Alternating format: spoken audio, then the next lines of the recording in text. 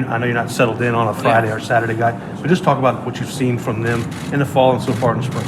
Yeah, I think it's been real positive. I think as a collective group, two things really stood out from the fall. In the two fall scrimmages, we played 35 innings against UNO and ULL, and we only walked 6 batters in 36 innings, which I thought was great.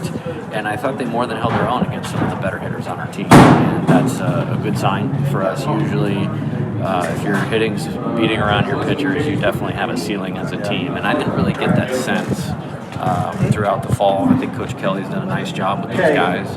I think it's just going to be key to keep them all healthy and slot them in a way where they can be successful. And I enjoy that part of it. When you say move the offense, can you get into detail of what that means? Yeah, I think getting the leadoff man on base is such a huge deal for how we roll. As a football guy, I always liken it to getting the kickoff return to the 50-yard line in midfield. You've got a great chance to score, puts the pitcher in a stretch, and then stacking 3 good at-bats in a row together.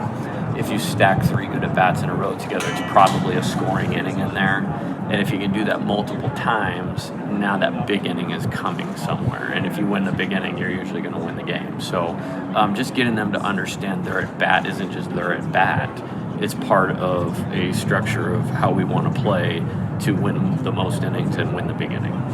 There's going to be a challenge for you guys. How they respond? It's been great. I think the buy-in has been terrific. I think there's never been a, hey, why are we doing this? We've never done this before type attitude to it, really focusing on their development as players individually.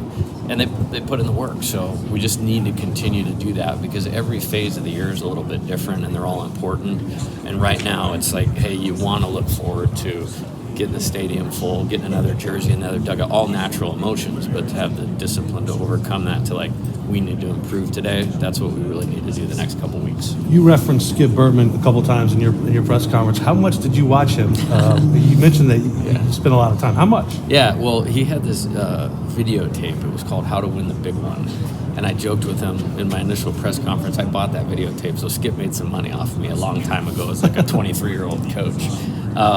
But there's no peer in terms of motivation, in terms of getting people to elevate to their peak performance, to build a complete program in terms of recruiting, development, fan support, and engagement.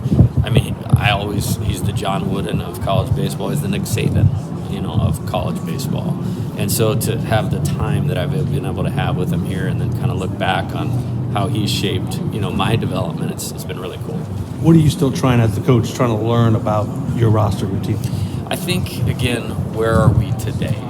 3 weeks out from the season, we've had 8-hour weeks the last 2 weeks, so we've been able to get some things done, but not really in a competitive environment. Where are the pitchers? Are they still in the same places? Arm strength, command, arm health, arm conditioning, the hitters in terms of how they're seeing the ball and what we need to do the next couple weeks to get them ready for game success. So I think there's a lot on the table for us to understand and go get and improve. Coach, thanks for the time. Good luck this week. Thank you. Appreciate it.